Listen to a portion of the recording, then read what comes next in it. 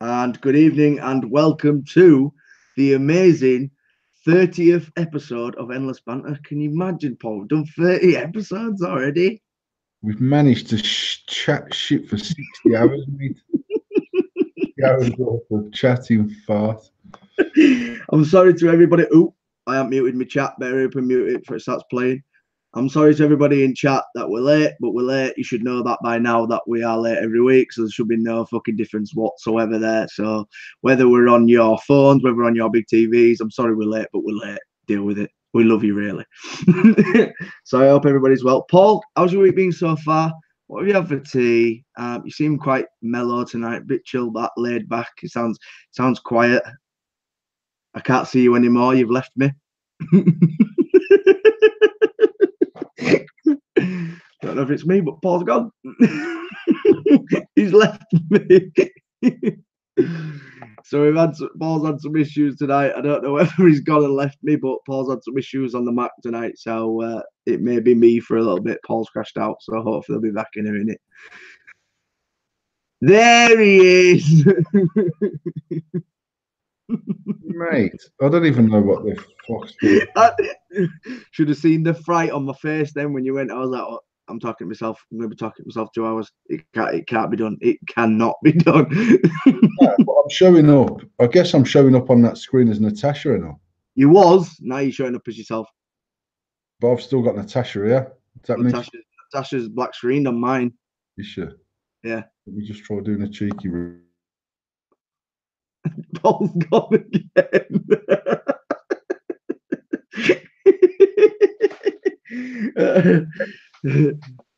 It's because, like, Tasha's gone now. Tasha's gone now on the screen. Tasha's gone on the screen. I've got a MacBook that costs quite a lot of money.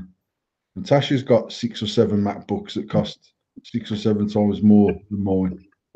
And for some reason, she still uses my Mac for everything. So I'm logged out of my Google accounts. Fuck knows why. You all right now? We okay? I'm just. I don't want to destroy your vibe. I was saying earlier, you seem quite chilled. I don't want to destroy the vibe of you getting fucking stressed about a massive MacBook. I can't be fucking dealing with that. You know what I mean? I went to comment on chat saying good evening everyone, and it was Tash, and I was like, what the fuck? So let's get down to the nitty fucking gritty. How are you? How's your week been? What you had for tea? Are you chilled? Are we're gonna have a nice one this week? Oh, I've got all my shit out of my system. I'm drinking a can of Fanta Zero. I'm vaping a big tobacco product. You've had that all week. Must be enjoying it. I've had it since fucking Manchester because I dropped my Pro and smashed it. Have you not replaced the Pro yet? No, because mine are on the way from China. Oh. So Tasha did say to me today, there's an AO here somewhere that I need to just take to work with me tomorrow, charge it up, put a new coil in it, and crack on with that. But I don't know where it is. And to be fair, this vape's equally as good as the AO. It's the only reason why I'm using it. Well, I saw in one of your live feeds because you said it takes the same curls as the AO, and you fucking went to change it, didn't you? And it wasn't the same. Mate, you know what as well? Normally, 99 times out of 100, I unscrew my old core, throw it in the bin, and once it's in my bin in my office, right, you ain't digging that back out for shit. And I thought to myself, I'll just keep it there, actually, in case these don't fit on for whatever, because they look identical, but actually, these are slightly longer. And the thread, it didn't actually screw on. It screwed on about 1.5 threads and just got jammed in, and I was like, but then I was going to try and force it on. But actually, this core's longer anyway, which means the AO core won't hit the connection at the bottom of this. And I guess it's because that's narrower that way. The tank's actually longer on the AO because it's square. It's obviously wider and shorter for the 2 mil. Because you said about it maybe being designed by Joytech. Do you think it still is designed by Joytech? Nah, I think they've copied the fucking life out of it, the cloning motherfuckers. You know what? There's no way that Joytech could make that and make a different coil. If they're going to make that for the core, they'd just use the same coil. Yeah, exactly. They'd just rebrand it as a blue product, wouldn't they? I don't think they'd even design it differently. I think they'd just rename it. So, It's definitely a different. It's definitely manufactured by a different source. However, it's definitely a copy of the AO. I mean, As in technology wise. yeah, in as it's a fucking AO, but a different shape. The airflow the same. The fucking it's like the difference. It's like a Me One, and it the Me One was a copy of the AO but smaller. Well, yeah. But Who made that? Huh? Who made the Me One? Was it Joytech that made Same the Me people. One? Now, same people met the Me Pod. Is it? Yeah, same company. I'm fucking slacking on that side. Sorry, I'm slacking on that side. So we've got a few things to go over, but before we start, I want to know how the discovery is, because you haven't had any fucking issues since fucking for about 6 weeks. We've not had one fucking complaint. I think last week I said they'd offered a further 2,500 Yeah. reduction. So I've had an email off them today, basically saying, obviously we've paid more payments off mine through Lombard, which means that basically they're just sorting out the figures today. So I've just said to them, get me a new car. So yeah, you do want just a new one? You know what? I think I do, actually. This one's old now. It's fucking 18 months old.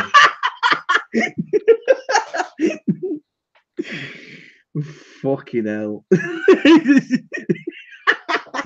need to get me my new whip before Expo. That's what they need to do. Fuck it, it's 9 fucking months old. I want No, when was it? I had it May. I had it just before Expo last May. So May, June, July, August, September. 16 months old. Yeah, I think you need something fresh. Black leather instead of fucking white leather. That's what I need. It's still regardless, it's still a nice motor. You know what, to be fair, I was saying to MD yesterday that it's I've not had any problems with it whatsoever since I had it back the last time. So that's definitely a plus, but it's obviously took a long while for it to get where it fucking is. So yeah, it should have been like that since it started anyway. Just want to say a few hellos to people in chat. Hello to all our continuous viewers every week. Thank you for joining us, and we've got some new viewers as well, which is nice. It's really, really nice to see a few more people coming in and acknowledging us, which is quite nice. But let's get on to the fucking nitty gritty of this fucking week, because got things to talk about. So, good old Nick Saltson pods seem to be the way forward, and we all know of the big, huge company called Juul. They haven't really kicked off in the UK, have they? Let's be realistic. They've not really done what they've done in the US and they've done in the UK. No, I mean they did, and then no one could get hold of the fucking things, didn't? And then by the time that you could, the pod thing had died back down again. Do you know what I mean, like when pods first launched? Fucking hell, 2 years ago in the UK, really. Well, it was Expo, and it was just fucking full of pods, wasn't it? Was it one in like not May but October? Because it was CBD, massively CBD in May, wasn't it? And then October previous to that, it was just pods, wasn't it? It was literally like. I mean, I'm thinking back to the days when Grey Hayes had the Juul. It's got to be 18 months ago. When it first landed. Yeah, I mean, I'm thinking 18 months ago. Bearing in mind, I've had my car for fucking, like I just said, 16 months has gone fast, really. Yeah. So I'm thinking it's probably 18 months ago since the Juul first hit in the UK. But it didn't pop off like it has in the States. So. No, it popped off straight away. Then no one could get pods for them, and no one could get fucking bits for them, and they just were slow coming in. And by the time you could get it back into the UK, people had gone, our pods are shit, because obviously they also came right in the middle of a fucking sub-ohm boom as well. Yeah. So they're having a bit of an issue at the minute. So I read an article earlier, and I don't know whether this is the first time it's ever been done. Don't hold me to it, but it says Juul goes after Chinese clone sellers in court. So they've actually took out to sue people, and I don't know whether this is because they've got an American bank accounts. I know they're obviously Chinese producers, but they've obviously got American bank accounts or American PayPals. But they've took like the frozen a few. I think there's 120 resellers of these fake Juuls, and they've froze every single one of the PayPals through this court, like in just like a injunction. What's your opinion on sort of Because we've never had this over here. We've never had where people have turned around and gone, fucking hell, clones, let's sue them. That, not that I know of. But what's your opinion on somebody like that going for, like, basically Chinese manufacturers who have no rights? We've had a few cease and desists because obviously, for people that didn't know, we used to sell a huge amount of clone. And back when we started, clone was considered fairly normal and acceptable. And even when we went over to selling full range of authentic product, that says, let me just say, we've only ever sold clone mechanical mods. I've never sold clone Kangatech or clone Aspire or clone Smock or clone Jules or anything like that. We only ever sold clone mechanical mods and RDAs. I'm trying to think if we've ever had anything in clone. We did have some sort of clone hexome type things, which weren't really a hexome. They were just a box. They weren't branded as a hexome. Not just a Hammond box on it. It was basically a Hammond box from China that was made to look like a fucking hexome, but it didn't actually say hexome on it. I don't think. I mean, it might just had the tack switch. The only thing you could really recognise by it was the tack switch. Yeah. So I mean, yeah, we used to sell a huge amount of mechanical mod clone. Obviously, back then as well, if you look at the equivalent authentic, it was fucking damn expensive. So we were selling clone RDAs at 25 quid when the authentic was 100, 120, 150, 180. Now there's so many authentic clones out there for between 20 and 45 quid. That side of the market's done anyway. Yeah. We have not purchased clone from China for over 12 months. And you see the thing for me, and I sit here and I think that, and Shades was known for selling authentic on one side, clone on the other side. So you could, if you had the market to go and purchase an authentic, you could still go in and pay your money. Or if you couldn't afford it, you go and get the clone. You know what's mad though, Tom? When we look at the analytics on our website, our biggest hit pages still to this day, monthly, are the clone pages. No way. And yet we don't stock that much clone. And to be fair, I mean, obviously, I look at them figures and think that you've got the likes of John Bold and Prue Vapors, and you've got the other fucking prick. I'm not even going to mention his name. But I mean, they've still got.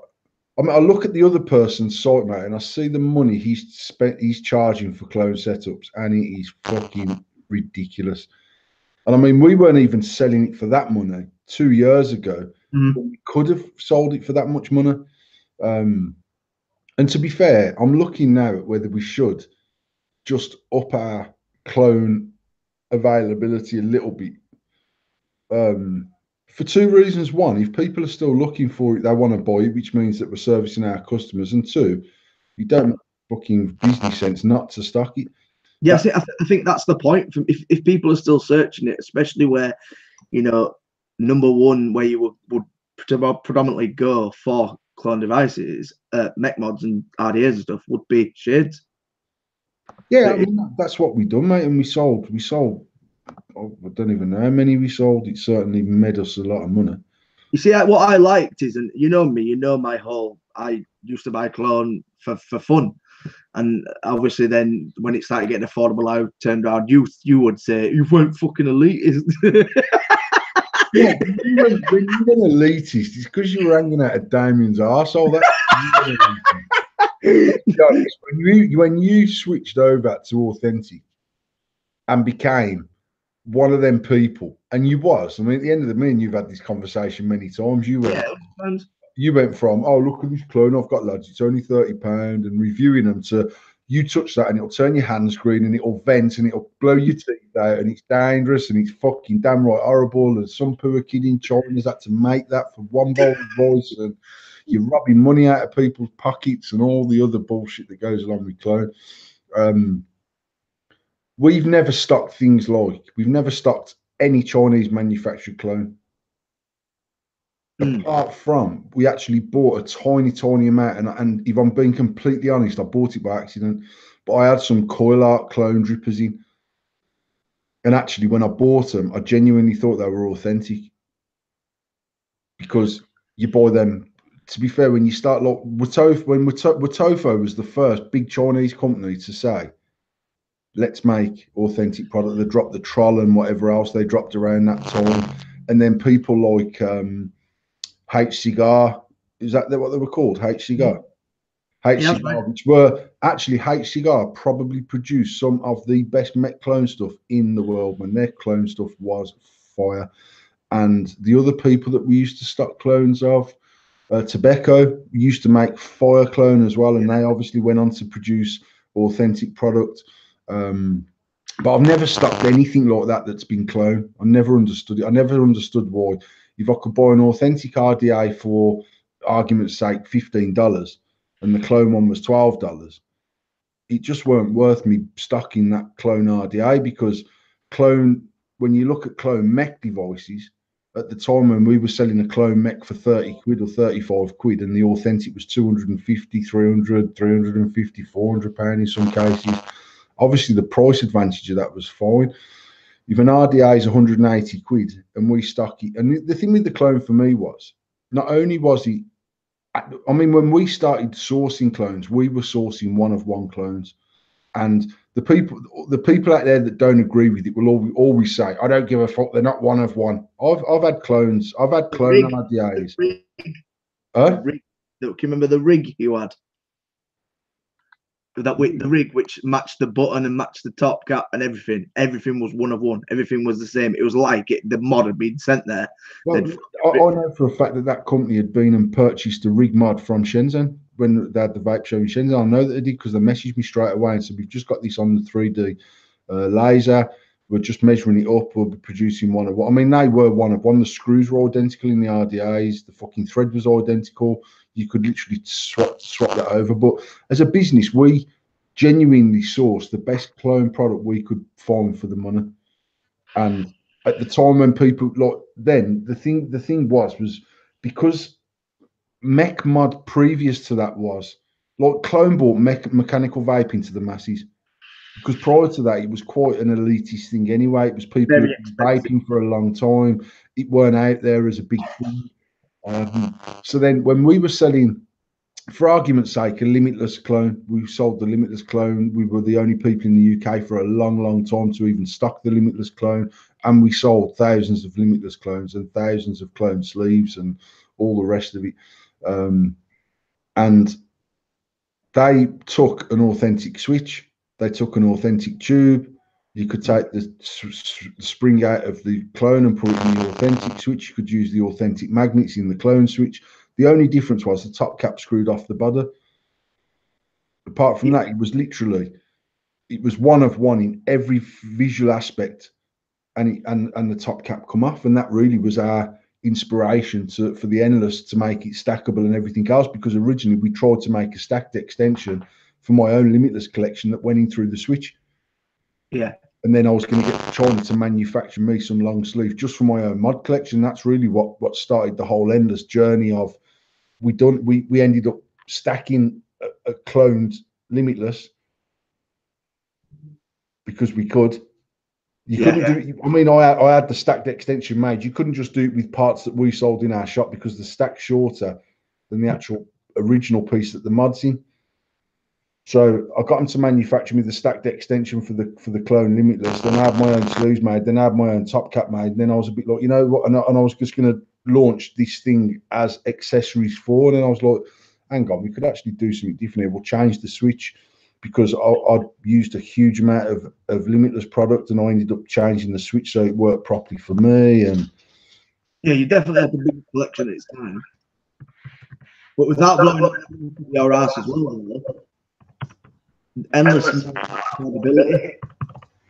Yeah, I mean, there was two reasons for me doing this. One is originally the whole project was about, can we make? I just need to let the dog out because Tasha in here. 1 second. No worries. That's what's Jack saying. Is the rig still in the shop? No idea, Jack. No idea. We'll find out from Paul. Broadside is a prime example of good clones. Literally zero difference between them apart from serial number and material of button. I've got a limitless mod, but it's a genuine, not a clone. It's the lower end idea clones that, boggled my mind. Yeah, definitely. Like Paul said, sort of, you know, your lower end 20, 30 quid for an RDA, and you could literally get them for peanuts, but they'd be absolutely turd. They wouldn't be worth it whatsoever. No, I mean, you know what? Me and James bought some RDAs, mate, that literally we never sold in the shop. They were that bad when we got them. They were just like fucking shocking. I can't remember what make the fucking, was it the Tobe? Because obviously, like, when the likes of the Tobe came out, they were game-changing RDAs for our industry on the basis that they were sort of like the dark horse, the Tobe. Little boy. Well, the little boy came after that, but like it was around that sort of same 6 months period where people were realising that why the fuck would you want to drill the post holes out on your deck if we can make a deck with bigger post holes? Why do you want to drill the airflow out if you can already have a big airflow option on the RDA? Now, bearing in mind, this is because it came from people using mechanical mods to stop smoking, and knobheads like me started drilling shit out to make it better for cloud chasing. Yeah. And I mean, I weren't an industry leader in that. I was still learning the game. I used to go on there and watch Steve Dorrington and all them other boys who were changing the game at that particular time. And I can remember getting hold of a Mathiso RDA that just had, and I ended up buying a genuine Mathiso RDA because I loved the RDA. And then I remember having the Dark Horse, which was the first RDA I can remember that had a chuff cap. And it was fucking massive as well. Well, it had an option for 510 and it had an option for the big one, and it actually went in from the underside of the RDA screwed together in the middle, didn't it? As a lot of them did then. They screwed together and you used to have to crank that open to change your airflow, and then you'd screw it back together and it'd lock the airflow in place. And then things like, what was the one that had the chuff cap with it as an option? The Doge, like when the Doge and all them sort of things dropped, they were just game-changing RDAs because you could go and buy that from the shop, put your fucking 20 gauge build in it or your 22 gauge build in it, and just fucking rip a cloud straight off. But then also around that time is when people like Watofo dropped the Troll, and actually the Troll for me still is a fucking brilliant RDA for the minute. I like the deck in it, I like the airflow control on it, but I've never stocked clone versions of them because it just wasn't worth our while. And actually, if you can buy an authentic, the whole point of me stocking clone originally was to make it affordable to the masses, and then China started making it affordable to the masses. I definitely feel like that changed the game for the best because, you know, like going back to sort of the clone idea of things, it's sort of, yes, there is sort of still not, there's a demand there, but there's not a huge demand. And is that because stuff started getting affordable? You know, why is as in like regs and mechs started getting affordable, and people were turning around and going, actually, you know, and I remember people saying, I'm going to buy the clone. No more mechs became affordable, mate. You what? No more mechs became affordable. You? Exactly. We were industry breaking in our price point for authentic product. 100%. And once we took the first 6 months for us was not easy on the base. I'd put my money in, I got my money straight back out for the first 100, and I put more money into the next run of 300 or whatever we'd done the second time.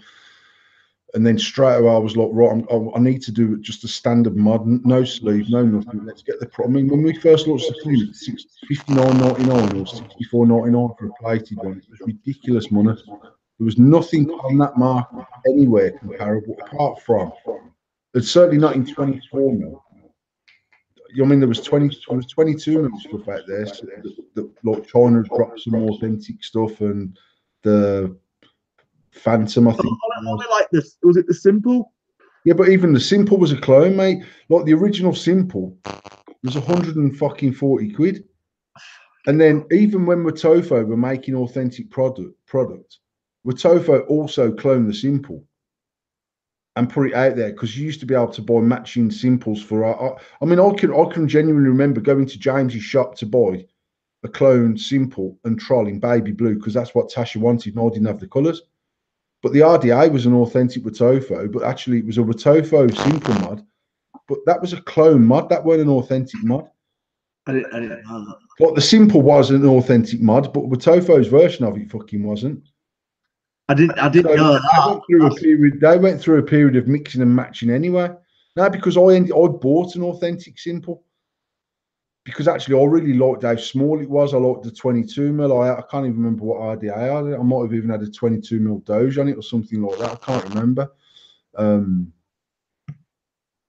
But when we launched, we're 2.5 years since we launched the clean mod at the expo in May, and I can remember we sold hundreds of mods that weekend, hundreds of mods. In fact, we sold out of nigh on every mod that we had. We sold out of silver plated, we sold out of brass, we sold out of the what other did we have? Did we just do the four? Did we just do silver plated, copper? Yeah, because after that, then you went and got them some painted, didn't you?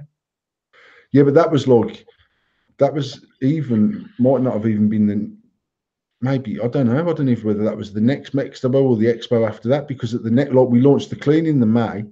Then not long after that, in between the May and the October, we launched the V2 sleeve mod. Then at the October, we launched the dirty and the cleaner.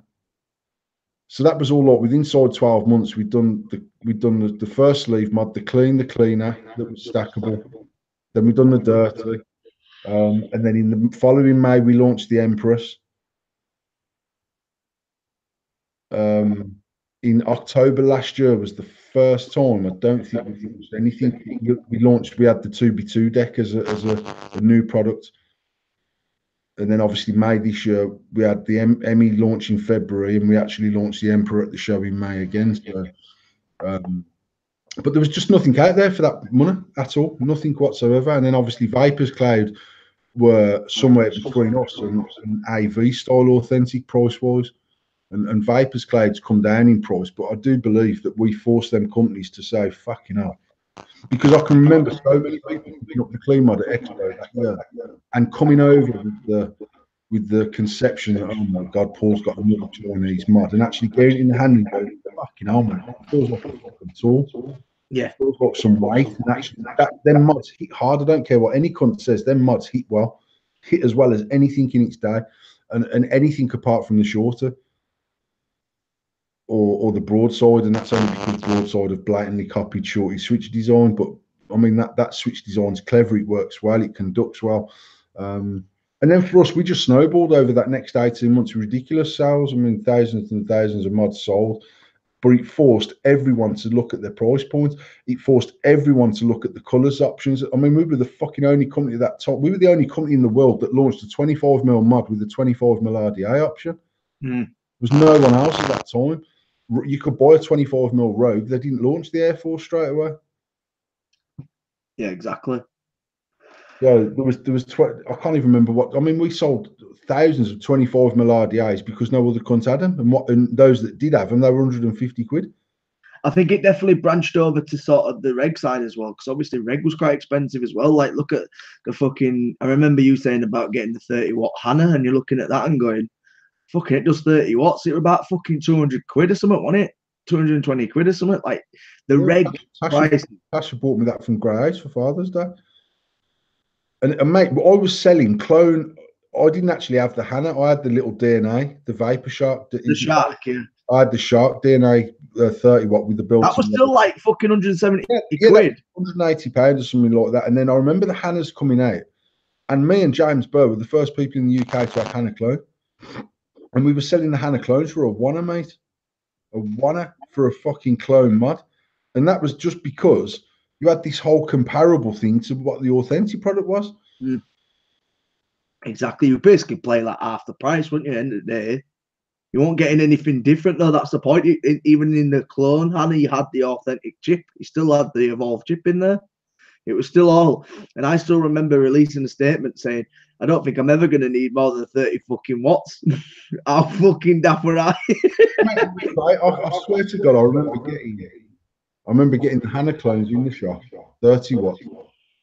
And it was like the Hannah clone was the first mainstream 30-watt device out there that was available to people for decent money. And I was like selling them to other vape shops, wholesaling them out to other vape shops because we had them and no one else had them. And I remember speaking to James and saying, mate, order some more. These fucking things are flying out. And then I remember I had a Mathiso clone RDA on the clone Hannah. And obviously on a mech, I'd be running 0.19, 0.22, and that was considered a fucking fairly dangerous build. And people are like, oh, you're going to blow your fucking teeth out, bro. And I put the same RDA onto the 30 watt, and I could not understand for the life of me why it weren't fucking performing. And I was only getting something like 2.8 volts through it. And then I realised, in fact, and also I got a picture sent to me off Hero Signature Tips, who had one of the mods off me, saying, mate, this is shit.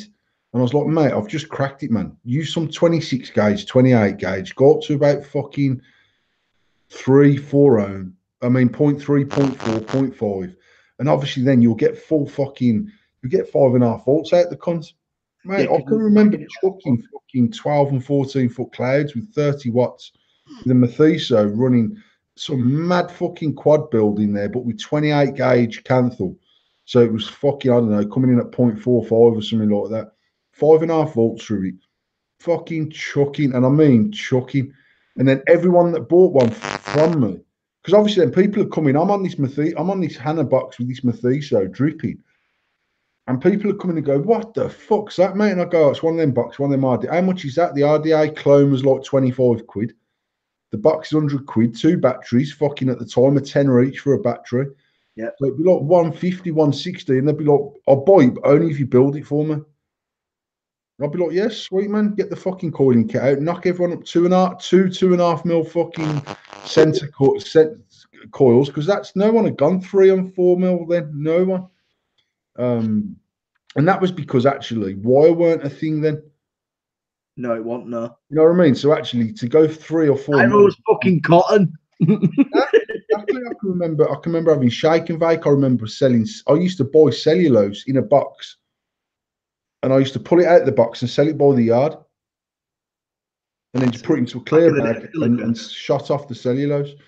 Them were wicked days, man. They were wicked days, because they're the days where James had phoned me and say, mate, I've tried this build on this, or I'd phone him and say, fucking hell, we had the Stingray 26650 clones in, and I remember stacking one in James's shop, and it was like that stacked was a fucking unheard of thing, man. But obviously, as much as we'd stack the mod, we didn't really understand Ohm's law. Nah. I mean, we understood that you couldn't run at the same foot, but you're like, oh, if you can run down, like by now, people were venturing into 0.14 on a mech, proper dangerous. You know what I mean? So we're going, oh, 0.28 on a stack, that'll be mint. And I remember Matt Burr fucking firing the Stingray, and it was fucking lethal, mate. And I was like, fuck that. Like, we're all stood by the door ready to bail if anything goes fucking tits up. And then within 2 years of that, I'm onto a manufacturer in China saying, look, I want to build a stack set. And they were like, we can't do that, it's dangerous. And I was like, obviously then I knew Ohm's law inside out and arse backwards. And I was like, look, listen, we can quad stack it. And I've proved my point with the quad stack. That quad stack that I was running for 12 months, actually, with a 1 ohm build in there, is one of the nicest vapes that I've used in a long, long time. And actually, it weren't aggressive at all. The flavour was good. It gave a nice dense cloud. It was nice and warm without burning the fucking throat off me. And what James has put. James we melted the coils. I remember that. Mate, you know what? It was fucking funny, because I remember James saying to me, it can be stacked, and I was like, mate, you can't stack mods, man. That's fucking lethal. And a lot of that was down to this understanding of Ohm's law and how resistance, really. How does the 8.4 volts affect a 1 ohm build? And then we were doing some when we understood it years later, and I can remember having a Vapors Cloud LiPo box. Mm. And I had the quad series parallel box, and actually I bought a LiPo box off Eric Prigg, and I remember having what was the big RDA that Vapors Cloud done, the big Buddha or whatever. I had a big Buddha on there, gold one, on the Vapors Cloud box, quad series parallel, running 0.22 on the quad series parallel, full air open. And like back then, I could fucking chuck a cloud, but obviously you're doing it all the time. You're just acclimatized to that volume of vape going in, the warmth and everything. I can't do it now. But genuinely, I can't, because even if I'm running a stack now, I'll run it at sort of 0.5, 0.6, which is still quite. And yet on a single, I still don't go above. I never go above 0.12. But on a stacked, it's just different for me. You know what I mean? But I can remember James building it, and then just even trying to pulse the coils, I just went, just fucking fell to bits inside the RDA, and it was like, fuck. And then when we did get it going, it was fucking brutal, like proper. Oh my god, oh my fucking god, crazy.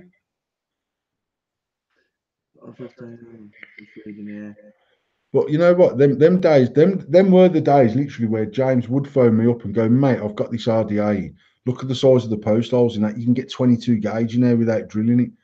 And you'd be like, fucking no way, man. I'm on my way. I used to I'd just sneak out the factory to go over there and see him, do you know what I mean? And have a play and do and all that sort. And that for me, they were the best times they were. And that was because we were all learning together, every single one of us.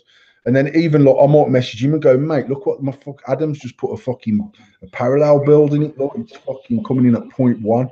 Things fucking feisty. And then obviously Matt would be going, I need to get to 0.09 or whatever. And yeah, these little fucking water. And it wasn't even shit they were putting out on Facebook. You just send each other a video clip on Facebook or on Messenger or whatever, going, mate, look at this fucking firing, or even just a video of the coils glowing up. Look how fucking fast that's ramping up. Because we didn't actually understand what made it ramp up and what didn't. That's the truth of it. I can remember one night, I sat on my bed, Tash was watching the telly, and I'm trying to think what RDA I had. But I remember it might have even been an endless RDA when I first launched the V2S deck. Well, in fact, it was just the V2 deck because it weren't even silver plated. The very first batch of them, weren't they? It was just called the V2. And I remember thinking, right, I used to really, really enjoy a parallel build, 24 gauge parallel. 22 gauge was a bit fucking mad. And then when we launched the slammer, so we had the slam cap first, and we had just an endless slam, which had a fixed drip tip on it. Yeah. No, it didn't. It did have a separate drip tip, but it just had no airflow control on it. It was just a cap. And then when we got the slammer in with the airflow control on and the V2 deck, I had some 19 gauge wire adapter and some 20 gauge flat wire, and I paralleled it, and it literally, I got about 3 or 4 wraps on, and obviously you parallel that width of wire, and it's fucking, the build was massive. And I can remember, I might have even been running it on a parallel box. I tell you what, in fact, I was running it on the puff box, which was a parallel box. So it was more than, well, I'll say it was more than safe. I'm like, yeah, it's parallel. I can go down to 0.07 safely, because by then I was running 0.1 on my 0.1 on a stack anyway. And I actually, one of my favorite vapes is probably 0.12 to 0.14 on a parallel box, because you get no sag, and it's just a nice, that's just really, really enjoyable vape for me. And I prefer that over a series build, to be honest. Yeah, I remember building that RDA, and I put it on the puff box, which was a 3D printed authentic mod. And I remember pulsing it, and it was like, these coils were big, man. It was going, and I was like, fucking hell. And I remember putting some cotton in there and then wicking it, like wetting it all up and firing it. And mate, it was like that video of them dragging nanos, shoot the vape up into the air. Yeah. This is just in my bedroom, me not really knowing what I'm doing. I'm like, and I'm like, fucking hell, put some more juice on. And then I remember putting the cap on and taking a vape, and it was like, it was dense and it was thick and it was warm. And then like putting a video in the Shady Vaping staff WhatsApp group, going, lads, look, and this is fucking mad. And then I screwed the RDA onto my SX Mini, 0.024. And I was like, for fuck's sake, man, I need to take a wrap off each side now. And I was like, fucking hell. And I just took the build out straight away, and I was like, what the actual fuck? Why would you? Sort of days, though, you had to do that to sort of learn. If you want doing that, you want learning. Nah, I mean, mate, when I first started vaping, and when I first started mech vaping, so we'd already bought the Shop Boy then. And I went and literally bought. In fact, did I have my own mech? I had my own mech mod before we opened the shop. But it was like literally leading up to it. And my first build, mate, was 28 gauge Canthal, 6 wraps. I don't even know what it come out at, but the geezer that I bought it, I've said to me, do 6 wraps on a 2.5mm bit. And these fucking tiny little waste of space coils in my fucking, I can't even remember what RDA I had. I've still got that setup somewhere in this house, that original setup that I ever had. And it was a telescopic mod, so you could run it 18 350, 18 500, 18 650. And I didn't even really know what the difference between an 18 650 and an 18 350 was. I didn't realise it was the length of the battery or anything like that. But I'd got some batteries. What make were they? They weren't Trustfire. No, they were red. Oh, E-Fest. E-Fest were reds. I had the red E-Fest, which were like, they weren't even like, they were like 10 amp batteries.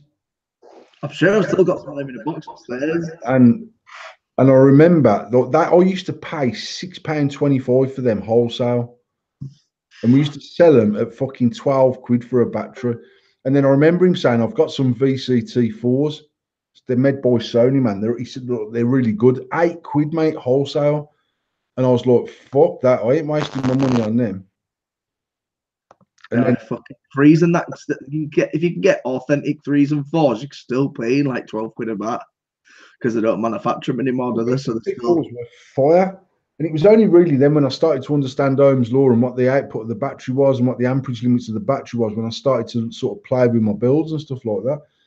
But literally, some of them RDAs that I was using back then, without even modifying them, I don't even know how the fuck I was lung inhaling them. Honestly, and using 6 milligrams 70-30 PG liquid. Because even then, VG liquid weren't even a massively common thing. There was a few brands that are coming from the States. It was grossly expensive at like fucking 25 quid for 20 ml of liquid and that. And I was like, fuck that. And I can remember saying to them, the bloke that manufactures our shady vaping range to this day, mate, can you do me like a higher VG ratio? And he was like, for what? And I was like, I want like 80 VG, 20 PG. And he was like, fucking flavour won't carry, mate. I swear I remember having this mad conversation with him, and I was like, and he was like, so you want 20? Yeah, 12 and 80. And I was like, no, I want it just 3 and 6 milligram. And he's like, who's gonna fucking vape that? And I was like, fucking me, mate. I want a 3 milligram. And he was like, I remember getting the first batch of 10ml bottles, mate. 10ml bottles of 80-20. Fuck me. And we sell fucking hundreds a week of them, hundreds. And people would come in and have like 6 for 20 quid, but 6 different flavors. But then when you're running 0.25, 0.26, 0.28, 0.3 on a mech, you ain't even blasting fucking much more than 20 mil a day, even in high VG, because you're pretty much lung to vaping, but with a high VG consistency. And then I could remember just experimenting with my builds and fucking, I didn't really understand that. I thought, oh, what I'll do, I'll take one of the calls out, man. It'll ramp up faster. Not understanding that obviously it halves the ohmage, and if it halves the ohm, it fucking, the resistance changes and all that malarkey, and just not understanding. And then reload. And then one day, I can't even remember what RD8 was. I managed to squeeze 4 coils in the cunt, like quad side by side build. And it might have even been in a Mathiso, which was like a 4-post deck. It was like our very first deck that the Endless deck was, which was the 2 centers were your positive and your 2 outsides were your negative. And so I can get a quad building this easy, mate. So I'd done that, and then this fucking thing was fiery. But obviously, I probably took my ohms down from 0.28 to 0.14. Which back then, like, was unheard of. And then, like, my button would get remotely warm. Whoa, go and fucking throw it in a bucket of ice in the fucking garden, mate. I ain't taking no chances with this cunt. It's mad. It's just mad how things change. It's fucking like even. But going back to sort of what the next one I've got, the next topic goes on really well to this. So it's like the general public thoughts on vaping. If sort of they could see the sort of shit we've done and stuff like that, and you see, you obviously get your general people that don't really give a fuck and have the ignorance of, yeah, whatever, it's vaping, I'd rather just have my fags. actually knowing that we're literally guinea pigs in this industry, and we've done so much even down to buying pipe reducers to fucking drill out to make a cloud cap, and just shit to fucking do like that is madness. Do you still think we've still got that stigma around public perception of what vaping is, or do you think it's a lot more accessible to general public now, so they sort of calm down with it's just not knobhead walking around either smoking weed in through his pipe, or it's fucking what the fuck is that coming out of it? You know, I think it's still heavily stigmatized, all we do. And I think even, I said a few weeks ago, maybe 3 or 4 weeks ago, me and Tash were sat in a restaurant in town one dinner time, and we was right by the back entrance to the bullring. So like where St Martin's Church is and whatever. And we're in the restaurant on the corner there's lots of traffic coming up and down, footfall. And it seemed that like 8 out of every 10 vapors vape like fucking knobheads. It's the only way I can explain it, because even if I'm out and about, and it's not very often I'm out and about with the sub-ohm device, where Tash will normally have, like she's gone out tonight, she's got a Minikin V2 and she's got some sort of sub tank. I don't even know what tank she's got on there. She's got some sort of sub-ohm tank on there. That's never really been my thing. The longest tank I ever used for sub-ohm vaping was the Magnus. Mm. And that was because that was just a groundbreaking 0.2 ohm out the packet. It was just groundbreaking, and I used that for a long time, to be fair. But even then, if I was walking the street and I took a lung hit on my mud, I'd blow it down myself. And it's still how I vape to this day. If I'm in company, I never like fucking across the fucking room. And I go into vape shops and I see people selling the gear from that side of the counter, blowing fucking vape clouds across the customers. And I hate it. Like, it's even made me message our group and say, make sure we're never ever doing this. It's horrible. Because Mavis, who's gone in there to buy a fucking coil for this, she don't want to fucking walk out with a wet nose where your VG's fucking dripping all over her fucking face. You know what I mean? And it's just it is just different. It's just different now. But then I think, look, we went through that knobhead stage of trialing what we were doing and pushing the limits and trying quad builds and trying fucking 22 gauge fucking stainless steel wire and all them mad shit that we went through. And then finding our happy medium at around about 0.1 ohm was the, even to do a cloud competition with a 0.1 build on, which is twice the draw of any safe battery, is fucking crazy when you think about it. Literally putting, but then you've got the likes of Steve Dorrington, who's advocating that HE4 can pulse up to 100 amps. So straight away, overnight, everyone's like, yeah, Mint, I can run 007 builds, man. Fucking Bond build the concept. And Steve obviously knew what he was doing. And I do still advocate that even though you've got an understanding of Ohm's law, you still then need an understanding of vaping. You need to understand your equipment. You need to understand when something just does not feel right. I've had it myself with a build. And I'm like, fucking hell. And even maybe when I've tried to do a much bigger build, so the draw that battery's putting out there to try and heat this fucking mad build up, it will create a huge amount of heat in the battery. So I know with the 0.1 on there, my mod will get progressively warm to the point where it's evenly warm, because, and especially when I was using a clean mod or something like that, there was a lot of material in that mod. So once it gets to a temperature, unless you put it down for fucking 45 minutes, it still retains a lot of heat. Yeah. So if I was vaping, my vape style of having 3 or 4 pulls on a 0.1 build, and I'd put it down and I'd be made to long, and then I'd have another drip, my mod was always warm. But if I started using my mod and within 3 pulls, my fucking fire button fingers getting hot, I'd know that something weren't right. I'd take it apart. I wouldn't then just go, yeah, I'm going to use this and see if I can get it to fucking vent in my face for shits and giggles. I'd stop using it and I'd take my switch apart, or I'd check my build, or I'd check the legs coming through, or I'd take my cotton back out and just pulse the build and see if there's any mad hot spots on it. Or sometimes legs would fucking, where you, especially like, I know, like for me, the V2S deck, or even that style of deck, because it's been copied by lots of people.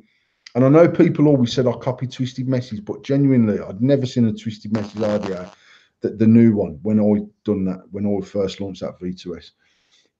And that's I mean, me and James from CCC had a conversation about it, and I was like, mate, I'm doing this. It's a fucking wicked idea because you can go wider, you can go closer. If you're running single, you can go straight through the two centrals, and or you can offset them. You do whatever way you want. It's fucking mint. The only thing is, it's difficult to put a quad build in them. Yeah. Because your neutral's one side and your fucking live's the other. But it's mint if you're running series because you can just run to the outside hole. It just made a lot of sense to me. And clearly it made a lot of sense to Twisted Message because they've done the same. And there's been many an RDA since that have got that same configuration, including the one that same as what a fucking goon does, apart from its clamps. What's that? It's exactly the same as a goon, but what's fucking like I've said before, I actually had a V2S. The original V2S was clamp. And it was me more thinking, how do I come up with something where you can put any fucking build you like in? And I had one deck with sample clamps on, and then I was like, these clamps are shit. Who the fuck's going to use a clamp? And I went back to holes. And obviously, when we put them holes in, I think we got 4 3mm holes in that. So they were even bigger than battle deck holes of its time. In theory, there shouldn't be a build that won't ever fit in there. And then we launched that, and within 8 weeks of us launching the original Slammer with the V2S or the V2 deck, and then I seen the goon with the clamp after we'd done that, and I was like, yeah, I've already thought about it, man. People ain't gonna love this. And then I seen a picture of one on Instagram after about 3 months, and the serial number on it was 112,000 something, and I was like, fuck my life, man. That's fire. That is madness. And even then, even since that, we played around with clamps, and I still couldn't find like the Death Wish style. I don't like it. I don't like the Apocalypse deck. It's not for me. Clearly, it's for lots and lots of vapors because them RDAs have been very, very successful. But for me personally, if I can't stand behind something 100%, I wouldn't put my money into it. I just wouldn't. What's it say? What's Rick said? Unless you can run the endless logo on your face from the tube, you ain't vaping enough. What's that? Just Riyadh being his 10-year-old dickhead. What's he say? He's put, unless you can brand the endless logo on your face from the tube, you ain't vaping enough. Mate, I mean, you seen the video Stephen Greenwood posted, the colour change clean? But I'm sure he's the only person that has ever actually got that to fully white. You know what? I had some fully white, but I never posted them because he was obviously like, you're advocating being an absolute red dot. and out of every vapor in the whole of the world, Stephen Greenwood is not the person I ever thought would get a clean colour change to go white. And I got one to go white. I've said this before. I left it in the cup holder in my car, not really thinking about it. Went to the zoo, come back, and my whole mod was pure white just from the heat in the car. And I was like, what the fuck, man? And I remember opening my door and sort of picking this up like it was an unexploded bomb and putting it outside. It was about 50 degrees outside anyway, but obviously it was even hotter in the car. And I was like, fuck. Madness. Mad times, mate. But you know what? Good times as well, yeah. No, Rick has made a good point earlier about do people think vapors are knobhead? I think knobhead vapors look like knobhead vapors. You can't change it. Is that we've stated that obviously through time, obviously as you've seen me add up especially when I'm with a mech, I don't sit there and blow it sort of discreetly and whatnot just so it gets away from wherever I am. And it's sort of, do you think it's the mentality of that because it has become so accessible like a cloud in a box that's the reason people like that, or do you think people are just not beds?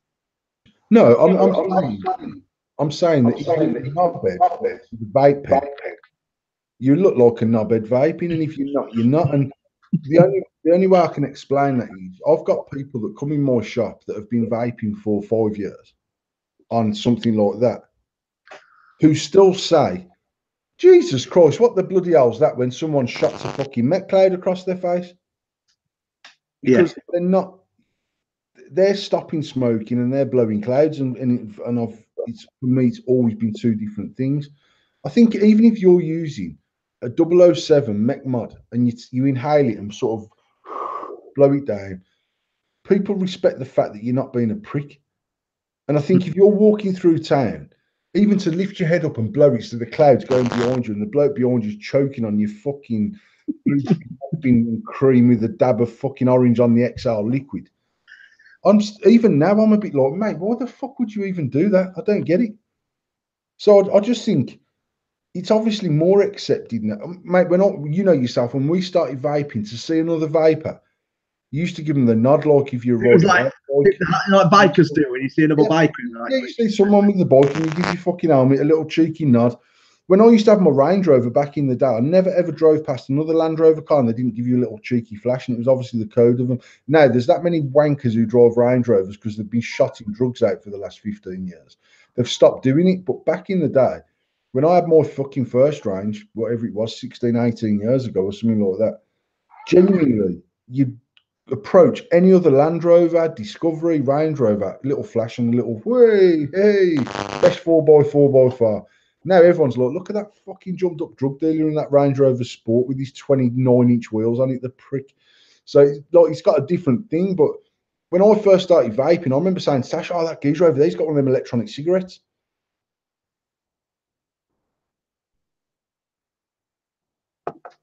we've got a baby crying in the background. It's all right.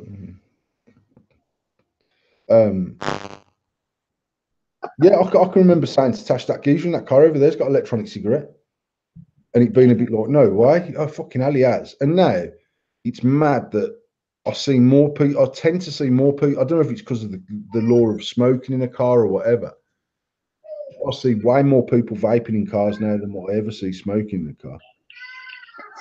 It goes back to like what you say about smoking. If you could ever put an LED on your fucking cig, everyone would have fucking done it. You know what I mean? And it's like, you know, you do see the sort of general public. You do see a lot more. I personally see when I'm out and about, you do see a lot more of the older generation actually vaping now as well. It's sort of like going back to saying, you know, it's all about you as a vapor being discreet and you're vaping. You're not like the number one rule you set in the shop for not having mechs until 6 o'clock is one of the best rules. And if anybody takes that on, good on it. It's one of the fucking best rules ever, because it's like, as you say, people don't want to see that and coming swimming in through a shop. And I know there's a lot of shops out there that just are sub-home and, you know what I mean, and that sort of, they want that as, they see that as a lifestyle. To me, that's just ignorant.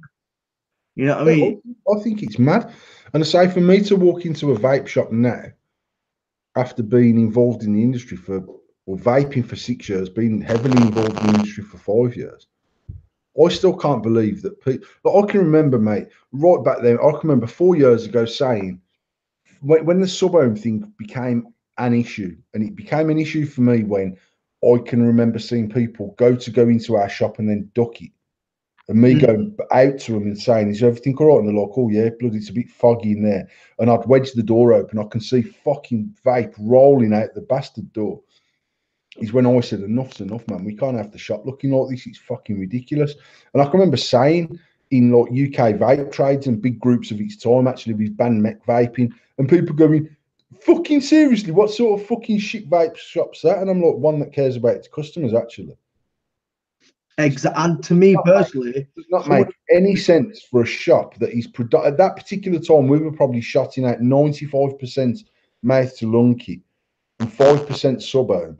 And out of that 5%, it was me and my fucking pals in the shop, quite honestly, and our staff who met down there 7 days a week to blow fucking clouds and go, mate, look at this new build I've got.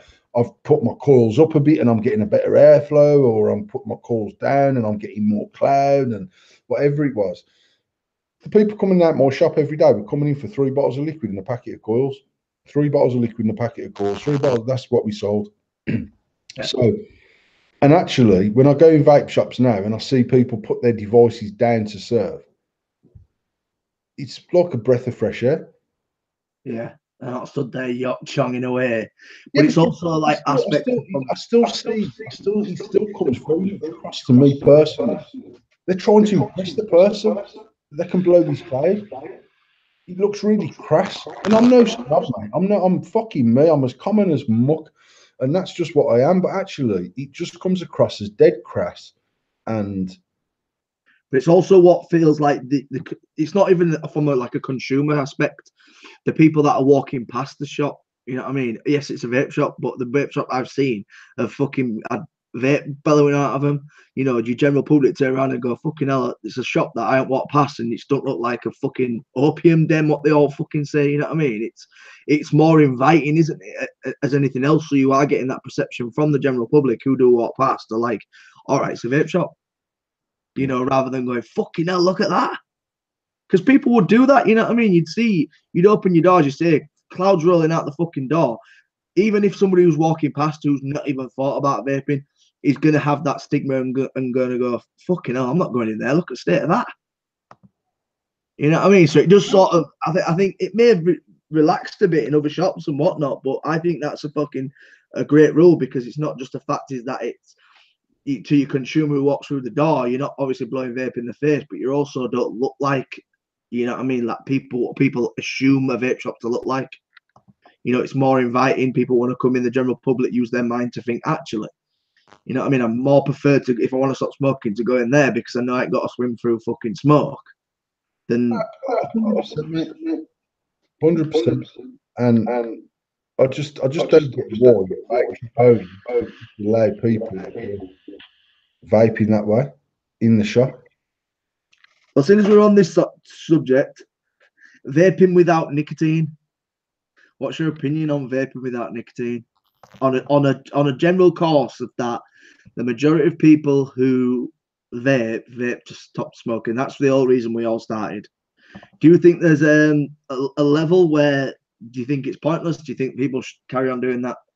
Well, obviously, it's down to everybody's opinion whether or not you carry on vaping because you may like the flavors, you may want to just carry on doing it. But do you think there's a point where you could turn around and go, I'm not vaping anymore because I don't need the nicotine? My vape, some sort of throaty, 100% I could. Now, I have always said right from the start that I don't believe that I'm addicted to nicotine. Now, I'm not saying that nicotine doesn't play a part in my thing, but just on the basis that I've never, ever once turned off my PlayStation back in the day when I used to smoke heavy because I needed to stop and have a fag. Mm-hmm. And I've never once come out of a meeting to have a fag. And I've never once woke up in the middle of the night and had a fag. And I've woke up in the middle of the night sometimes and had a piss and watched the telly, and I still never had a fag. And then on that basis, if I was addicted to nicotine, I'd have to have that fag. You'd be scratching for it, yeah. So on that basis, I don't know. I say I've tried. I can vape some 6 milligram liquids easily because they still feel like I'm smoking something. Menthol, for whatever reason, and menthol's normally quite harsh. And menthol just don't work. So I tried 6. I ended up going back up to 12. It's one of the issues I've been trying on the salt range. 20 milligram is quite smooth, and in the salt. Yeah. And even though I'm getting that fucking head rush of nicotine, I'm not getting the feeling like I'm smoking a fag. So I'm struggling personally with the nic salts, and yet 20 milligram nic salts seem to be the thing that people want. So Gavin Blake says here, he says, the thing is nowadays people are starting to vape that weren't even smokers to begin with. Yeah, that's definitely it. And I've said that. Oh, vaping's not a gateway. It fucking is. And I'm not suggesting it's a gateway back to nicotine. It's a gateway to a standalone habit. Yeah. And there's lots and lots and lots and lots and lots and lots of school children up and down the length and breadth of this country that are vaping 0mg sub-ohm devices because it's cool as fuck to do that. Their pals are doing it, so they want to do it. And for me, that's always been a potential issue. It's only these people trying to kid ourselves that that's not the case. That say they're just on a mission to just convince people that, oh no, this, like, certainly in America, they'll always say, "Oh, they're saying that it's a gateway to smoking cigarettes." It's not. It's a gateway to just having a standalone habit. Yeah. We sell quite a lot of 0mg liquid. Because I've seen all sorts of stuff. Like I've even seen on YouTube where some bloke was doing a dietary thing, and when he craved fucking chocolate and he craved sweets, he'd go to a fucking vape. And I was thinking, all right, okay. that's what you want to do, that's what you want to do. But for me personally, I agree with the whole. It's vaping. We've always said it. Vaping is cool, regardless how you look at it. Vaping is a cool thing. Whether you look at it as a fucking 42-year-old fucking man or a fucking 12-year-old kid, vaping looks fucking cool. Smoking looked cool when we fucking wanted to smoke. When we saw our mums and kids at school smoking, you found it. You thought it was you were badass. You thought it were cool. And to me personally, I do believe the same, that it is a gateway to sort of nicotine, but it's people that. But then I say in my mind, and this is where I say in my mind, but I'd rather them vape than smoke. But would that habit be there if vaping wasn't there? Would they go out and buy a pack of fags if vaping wasn't there?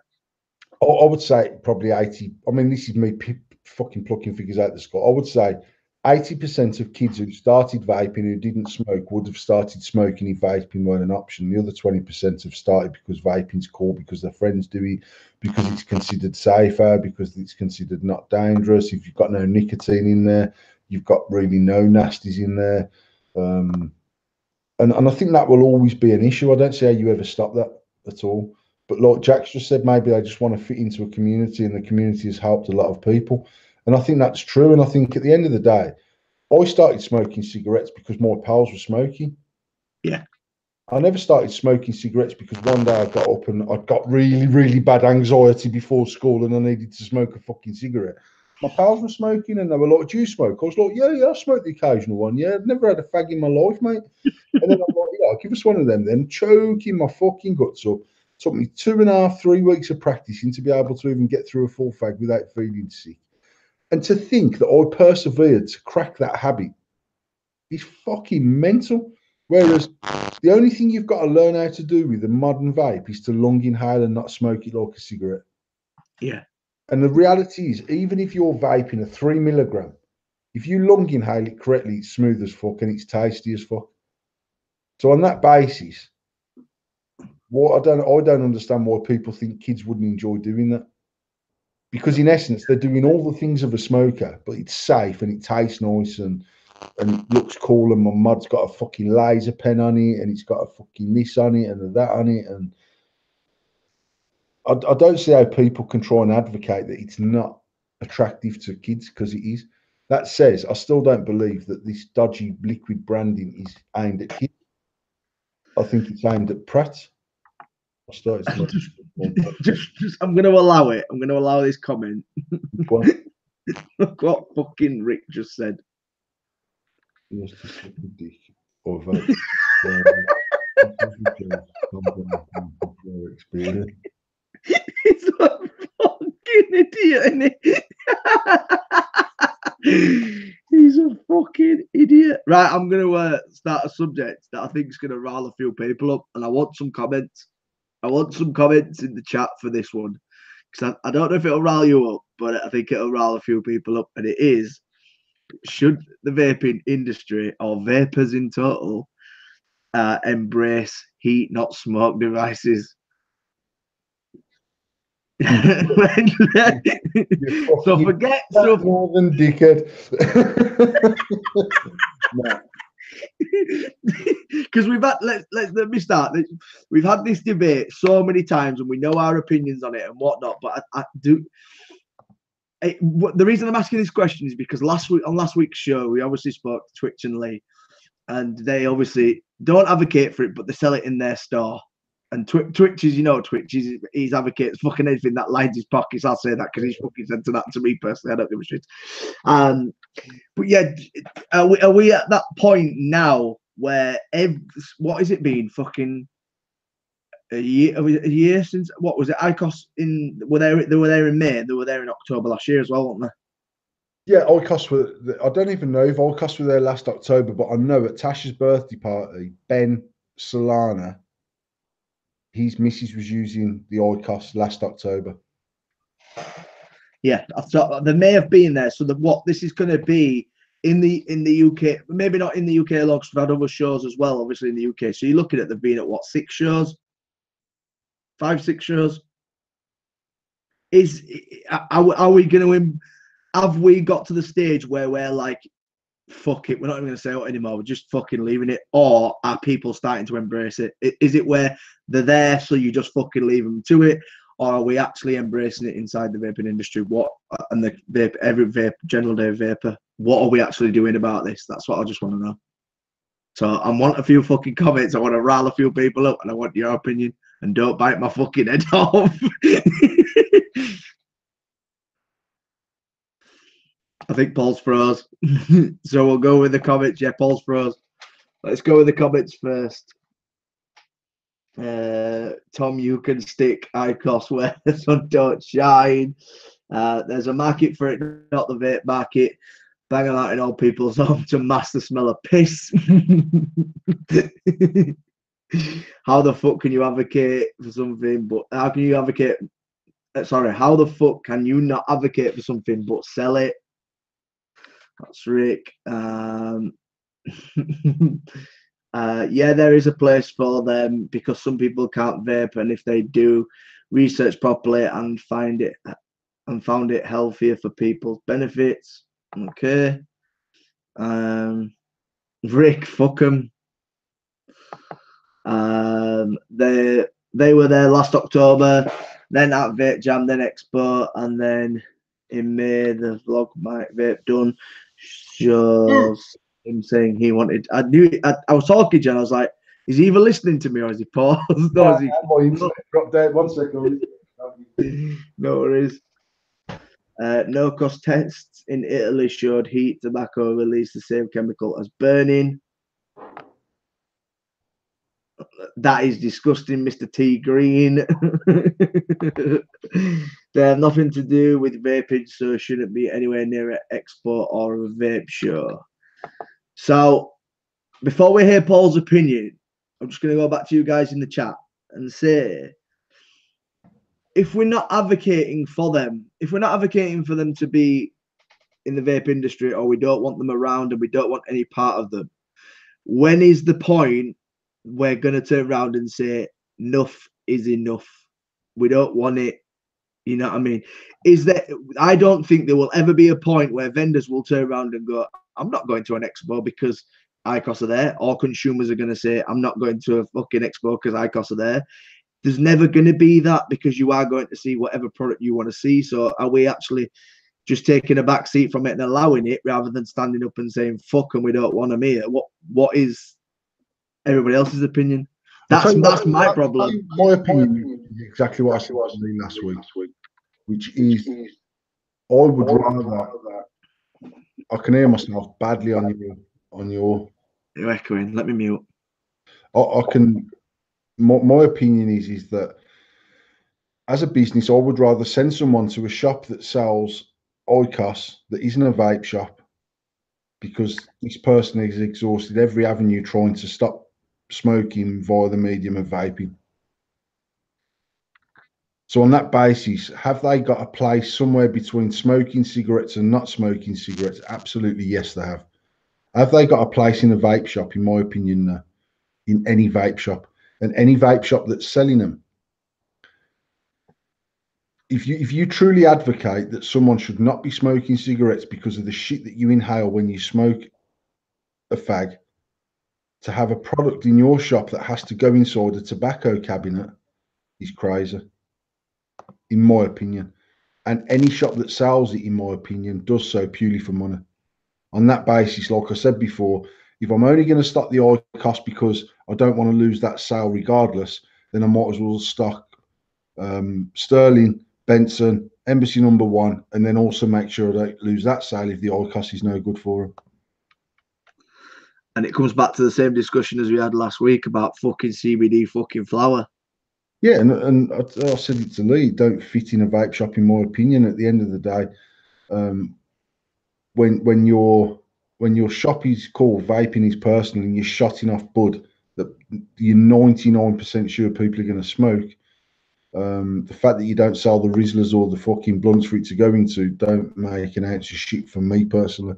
I say I'm not telling people how to run their businesses. It's up to them. I thought it was a breath of fresh air that Daniel Littleworth decided to set up CBD.buzz. I don't like the fact it's .buzz at the end because it gives the impression that you get a buzz off the CBD, although they'll argue the toss it's because of the B in the thing. But apart from that, I actually thought it was a breath of fresh air that Daniel Littleworth decided to split it all out. If you had to say, and you can tell me to fuck off or whatever, if you had to say and turn around and say we don't want to see these at exhibitions, and you had to say to people at the expos, I think we're going to stand up to this, and we don't want to see it, and we don't want to do that. Do you think people would stand up behind you and say, right on, Paul, let's do this, let's do it? Or would you just think they'd go, do you know what? I don't go see him. I'm not bothered. Can't be asked. Whatever. You know what? The thing is, when you look at the type of companies that are at Expo, we're quite different to most of the companies that are there because we are a little family-owned, independent business. And as much as, and I'm not saying James wouldn't stand up, but although James is an independent, family-owned distributor, it's obviously on a much, much, much larger scale than what we are. And it's in their interest to use these expos to continue doing what they do at the level that they do in it.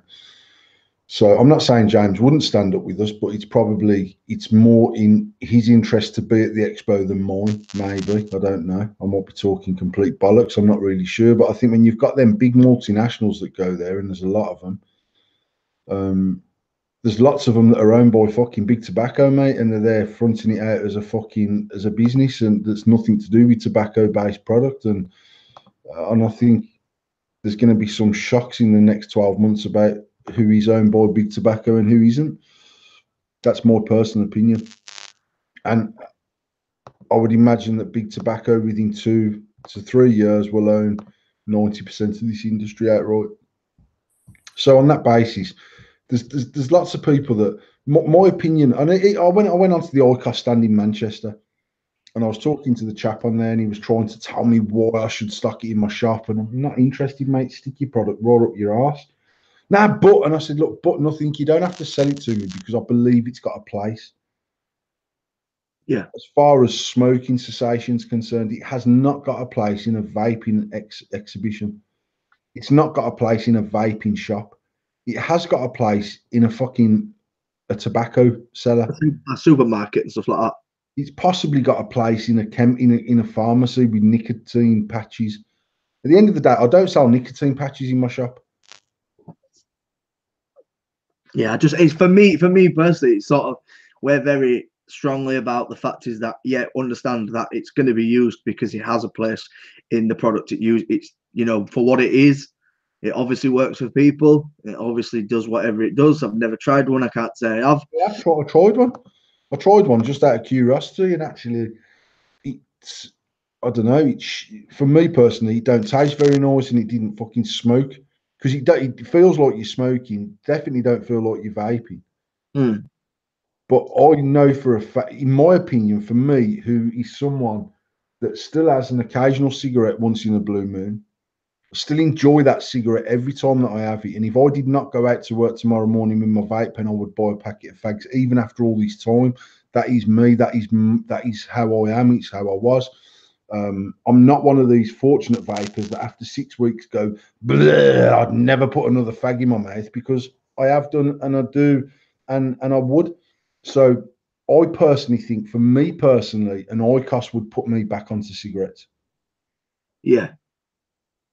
For other people, it will stop them smoking cigarettes, but it'll never venture them into vaping. And for other people, it could be a gateway into vaping ultimately, because they're into the habit of using something different than a handheld cigarette.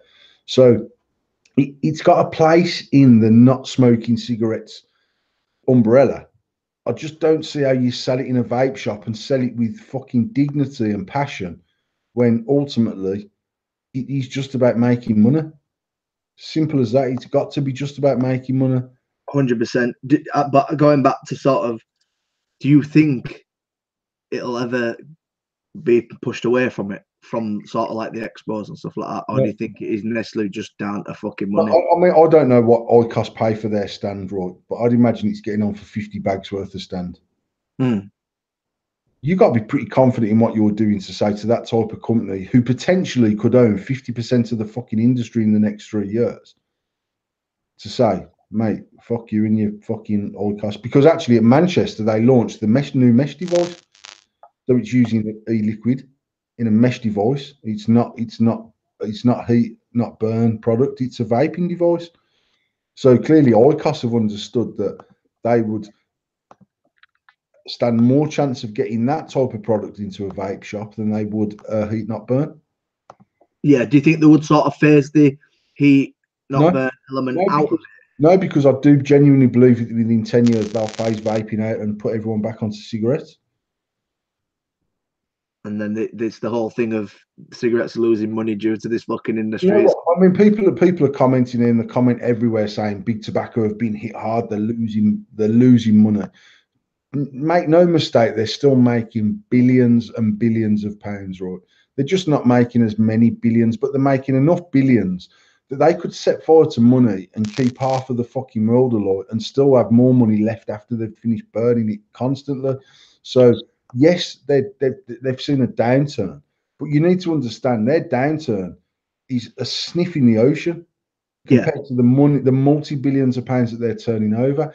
Even if they control the vape industry worldwide and converted every single smoker to vaping on the very nature that vaping is cheaper to do than smoke cigarettes, they still do not make as much revenue as they do with people smoking cigarettes. 100%. Not in their interest to convert. Make no mistake that these people do not give a fuck about our health, right? If they did, they would not make cigarettes. So the reason why they've made a heat not burn product is because there's people that cannot get on with vaping because they've smoked for 30 years. Now, even if it's only a psychological thing that says this product that I've got in my hand is actually me smoking a cigarette, but it's much safer, much healthier.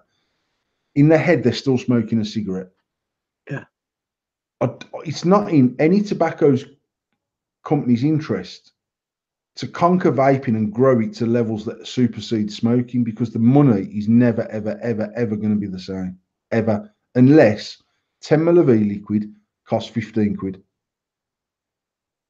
Even then, 10 ml of e-liquid will last me 3 days. If I smoke 60 fags a day currently, it's going to cost me 90 quid over 3 days. Over £15 for 10 ml of liquid. So unless vaping becomes anything remotely the same as smoking cigarettes per cost, it's the only way that they're going to make the same volume of money. They said nothing about percentage margins. I'm talking about pure pound notes. Then, if you think about how many billions of pounds are spent on cigarettes a year, and how many billions of that goes back into worldwide economy, and how many people smoking them cigarettes get cancer and get fucking lung infections and get all sorts of shit associated directly with smoking cigarettes, that then get prescribed tablets from Big Pharma, who also make billions of pounds a year fixing the people's problems that Big Tobacco gave them. And Big Pharma and Big Tobacco are the two biggest corporations in the world putting money back into every single government worldwide over. On that basis, they're not going to promote vaping to the point where it cleans up our nation and everyone's not dying as early because they stop selling the fucking tablets. People start living longer. People are drawing pensions for long. It fucks up world economy, people not smoking, because whether you like it or whether you don't, it does populate, it does control population. During that fucking untimely death, you're still smoking up to the day you die because you're hooked, and then you get to a point where you go, well, I'm going to die anyway, so fuck it, I'm not giving up now. I enjoy my fag. While you're popping 25 fucking pills a day to counteract the chemotherapy you've had to stop the cancer that you got from smoking the cigarettes. And them two vicious circles together are purely driven by money. Purely driven by money. And I said 20 years ago, if the government, and I was 22 years old, 20 years old, whatever I was, bearing in mind at that point in my life, I was smoking 40 fags every single day. I'd have way more respect for these people that go, if they were to say, as of September the 30th, you're not even going to be able to buy a packet of fags anywhere in the world. What they've done for the last 20, what they've done forever, but certainly in the last, let me see, when I was smoking before I was vaping, a packet of fags was around about 6 quid. Now I know a packet of fags is around 9 to 10 quid. So in 6 years, it's gone up about 80%. When I first started smoking fakes, 20 Benson was less than £1. So I can remember paying 98 pence for 20 Benson and 10 Benson being 55 pence because it was slightly more for the half packet than it was for the 20. And then I can remember everyone saying, when these get to £2, I'm fucking stopping. When these get to £2.50, I'm fucking stopping. When these get to £3, when these break on my fucking dad's life, when these get to a £5, I'm stopping. When they get to £6, I'm stopping. Every cunt still smokes, by and large. And the only reason I gave up smoking was for money. It was never about my health. Yeah. If it was about my health, I'd have been going to the gym 7 days a week after I stopped smoking, and I'd have started eating healthy, and I wouldn't have spent £7,000 on a gastric band because I'd have already been fucking 13 stone and ripped. The truth of it is I can't do that. So the fucking adverse health effect of me smoking was neither here nor there as far as I was concerned. But yeah, all they've done progressively for 25 years is say, right, we are going to put big lumps of money onto tobacco. That will stop people buying them. They know people will still buy them fucking cigarettes. All they've done is increase the revenue stream year after year after year after year after year. At the same time, people are smoking generally more fags per day than they've ever smoked. Well, it's like you can't even buy 10 pack anymore, can you? You what, sorry? So you can't even buy 10 packs anymore, can you? Nope, they don't do 10 packs. And I would say, and again, this is me plucking figures out the sky, I would say that at least 50% of people that used to only buy 10 a day are probably now buying 20 a day. If not more. I'm saying that they would have replaced their 1 10-pack. They might buy it on the way to work, and they smoke the last one on the way to work tomorrow morning, and they buy another 10-pack, which lasts them that same 24-hour cycle. I'd imagine at least 50% of them people are now buying 20 in the morning, and they're smoking the last one on the way to work tomorrow morning to buy another 20. So their volume of spend has doubled. So their chances of getting cancer has doubled. So the chances of them supporting big tobacco at twice the volume and then having to take tablets from Big Pharma has just doubled. And they're saying we've done this to stop people from smoking. It's absolute bullshit. It's more hypocritical than the Catholic Church saying we don't have sex when they're raping fucking boys. Truth. Right, and it is like the most hypocritical thing in the world to even just come out with that bullshit, because actually just post up and say we're not even selling cigarettes anymore. It's a lot. It runs a lot deeper than we think, doesn't it? It's not just we're literally just scraping the surface here, and it runs a lot fucking deeper than. No, I mean, for me, I'm not a conspiracy person. I'm not about the Illuminati and all that bullshit. Although I'll always read two sides of it. You'd love to join. I thought you were going to say I'd love to join. Nah, I'm the Illuminati, Tom. I do genuinely believe that this is much deeper run than anything. I really do, and I think they know exactly what they're doing, and I think it's completely governed by the amount of money that makes this world spin round from them two organisations in particular. Let's have a look. Pharmacies get a bonus if the shop prescribes so many. Is there any wonders why the doctors issue drugs willy-nilly these days? Well, exactly. It's once again, it's an income revenue, isn't it? Yeah, I mean, some doctors, like literally, you see someone vape sponsor going, buy these products. Doctors get bunged to fucking prescribe certain drugs. Like if I walked into our doctors and he got a fucking t-shirt on with on the back saying "fuck you, I've got enough friends," and on the front it was advertising some fucking tablet that he's just subscribed to me and told me that that's what I should have, I'd be like, mate, what you on about?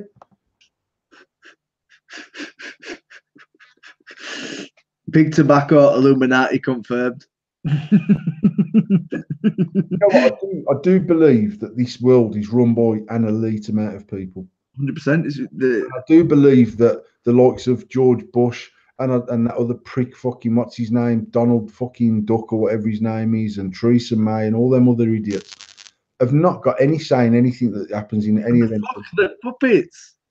So I do believe that, and I do believe at a higher level somewhere, when you look at the likes of fucking the Rothschilds and stuff like that, who ultimately run all these massive. I mean, they run the world, right? Let's face it, it's run by. They run all the media companies and everything, don't they, the Rothschilds? They literally dictate what happens, when it happens, how it happens, what we see, how we see, when we see. I don't. I can't imagine being in charge of the UK, so having the decision to say what the fuck happens, and saying, let's carry on selling these fucking tobacco sticks that give people cancer until the financial geezer says to me, Paul, listen, you can knock that on the head all you like, right? But like one of the things that I remember going on a seminar about 3 or 4 years ago about vaping and actually about big tobacco's involvement in tobacco and how they ultimately monopolized the tobacco companies. So there was 5 big tobacco companies. Now I think there's only 3 big tobacco companies in the world, sort of domineering that whole market. And actually what they said was, if you can imagine that if tomorrow every single person that smokes started vaping, not only does it fuck up the revenue stream for tobacco immediately, because they just haven't got that amount of money being bought there for the government. I mean, the government's level of tax on a packet of tobacco is a piss take. So if every single person that vapes today, tomorrow morning said, right, let's start vaping. Sorry, every person that smokes decides to start vaping tomorrow. Instantly, the revenue stream from big tobacco falls on its arse.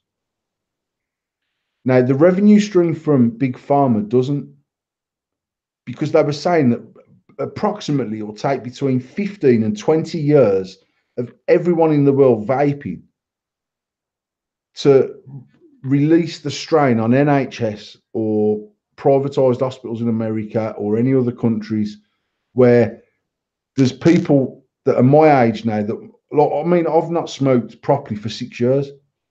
However, there's nothing to say that in the next 5 years I won't get cancer. And ultimately, they'll say it's because you smoked so many fags for so long in your life, Paul. It was just one of them things. So until we've got a generation's worth of people, probably 2 generations worth of people, fully vaping, the strain on the NHS would probably only fall very, very, very, very slightly over a period of time. But so they haven't got the revenue stream off tobacco, but they've still got this massive reliance on a health system. Yeah. But they've got no money coming in from tobacco to pay for it. So even then, if big tobacco starts stomping on the vaping industry, which is what they're doing currently, even if they take full control of it and make every penny available to them, the revenue going into the countries worldwide is still nowhere near the volume of money that's needed to run the infrastructure of the healthcares that this tobacco's caused. So for 2 generations, you've got no money coming in and you've still got this massive reliance on fucking healthcare. So it's not in their interest for this to fucking sort itself out. No, not in the And, slightest. and the bloke doing that seminar that night said, in his opinion, that once big tobacco had got control of the vaping industry, and they will, he believed that within 5 years, something revolutionary would come out that meant vaping was worse than cigarettes, and it would get phased back out and every fucker would start smoking again. Now, there's probably 80+% of vapors that do not smoke every single day because they're vaping. Mm. And I'd say that's a conservative 80%. I think the figure's probably higher than that. I bet there's only a core few vapors that would say, if I could not get hold of more shit tomorrow, I'm gonna not do anything. I'm gonna save my money from vaping. I'm still saving my money from smoking. I won't do anything, because the bottom line is I replace my smoking habit with the vaping habit. And if I can't get that vaping habit, I'm going to be hard pushed not to smoke cigarettes every day. You look at the way that they're dictating the industry in America, and you can only count our blessings how well we've got it in the UK. 100%, 100%. And yet, you look at how disjointed our industry is across the board. It's crazy, because we've been given a golden nugget, really. We've been given a lifeline. The TPD's allowed us to carry on doing business, carry on making money, carry on feeding our families, and yet the industry is disjointed to fuck. And in America, it was disjointed to fuck, and they've decided now in the last fucking 6 weeks, I've seen advocacy shit all over the place, and it's too far gone, in my opinion. 100 serious. That leads us on to our final topic. The FDA launches new anti-vaping campaign aimed at teens, and this goes to as far as putting pictures of kids vaping in the toilets of schools in America. So they're all clamping down on this whole vaping thing, and this goes back to what we said before about the powers that be and everything like that. And they've got this big, massive ramp-upping campaign to stop people vaping. When the fuck have you ever heard of fucking smoking posters being put in schools? Never. You know what, mate? It's like funny that America has the biggest crack epidemic in the world, and they're choosing to put fucking anti-vaping posters on the back of shithouse doors in the school, where I bet 1 in 10 kids are probably spiced off their fucking face at dinner time. Or selling the fucker in school. The FDA are a mad bunch of cunts, but even them, they're run by, ultimately, the FDA are just as, they're just in bed with big tobacco and big pharma and the government. It's what they do. They're there to make sure that the right things aren't. I mean, I'm not anti-cannabis, but I'm certainly not an advocate of cannabis because I don't really understand it because I've never used it. But to think that some of the shit, some of the drugs that people take, but you think of some of the drugs that people have to take after having chemotherapy, which is a drug to cure cancer, just to not die. And they're legal to dish that fucking shit out, but you can't have cannabis, and they can't have cannabis because they know ultimately it's got a property that will cost them money, and ultimately it comes back down to fucking pounds, shillings, and pence, and it always will do, and it always will do. But you look at the opioid epidemic in America, like a lot of kids are fucking addicted to opioids, which is in essence fucking heroin. And they're fucking prescribing these medications to kids who've got anxiety or for pain relief and whatnot. And they're fucking turning around and saying, you can't do this, you can't do other. But what we'll do is we'll have all these kids literally fucking on heroin. Mate, they control people. I do not believe that anxiety is a thing other than it's something that's been created, whether that be in our water. And I'm not wearing a tin hat. I'm not one of them, oh my God. And I can openly handed and say my situation, I do stuff with mental health issues, but that was because I smoked weed as a kid. And that's why I don't advocate weed, because it's a personal drug. If you are down and you smoke marijuana, you are going to be down. If you smoke marijuana and you're up, you're going to be smiling happy. And I obviously wasn't fucking happy at the time. And I believe marijuana had the opposite effect for me. So that's what made and it was my fault by smoking weed. No, but you know what? I mean, I'm not going to do a whole show on mental health because I'm no expert, but for me, anxiety as a word, as a name of a symptom of a problem, is bandied around way too much for me. 100%. I believe that mental health is a much bigger issue than anyone would ever care to talk about. And I believe that if you're suffering from mental health issues, whether that be depression, whether that be schizophrenia, fucking bipolar, whatever level of depression you're suffering, I know from personal experience within the family that drugs help sort that problem out, because they are a chemical imbalance in the body, and that drug will balance the chemistry back in your body and put you back onto a level head.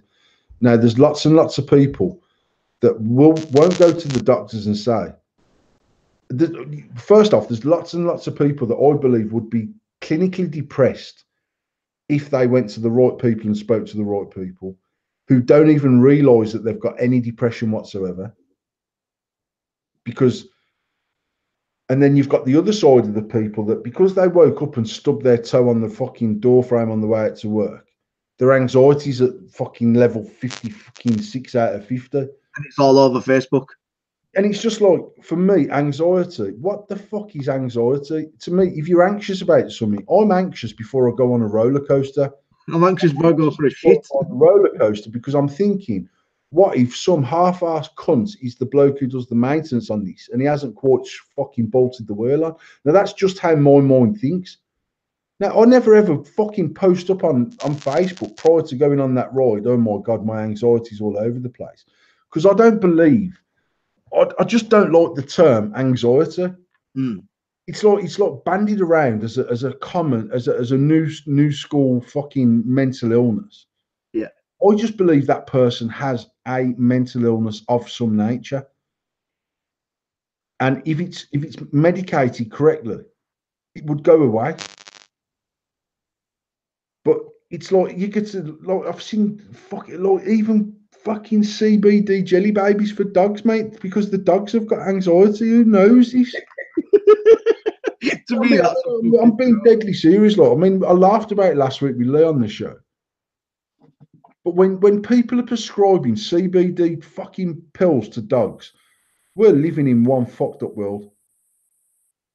Because any fucking idiot that is giving their dog CBD tablets, there's a 99% chance he's also on some sort of CBD tablet.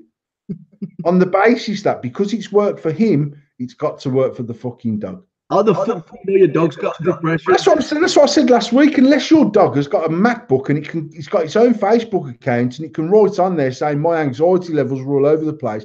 I went out for a shit earlier and the tomcat next door was giving me evils across the fence and I don't even know what I've done to the fucking tomcat. Then how do you know the fucking dog's got anxiety?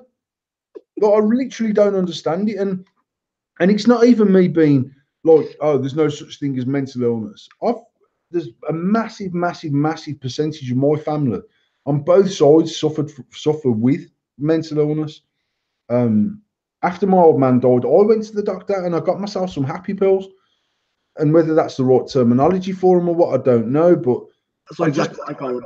I just didn't feel like I was me, and I felt like I was in a bad place, and I felt like, and at that particular time, Tom, within a couple of years of my old man dying, actually my life was, I was in a financial place better than I'd ever been before in my life, and my relationship with Tasha was better than any relationship I'd ever had before in my life, and I was happy generally in everything I'd done. Work was going well, the business was going well, and yet I was at the lowest point in my life I'd ever been at.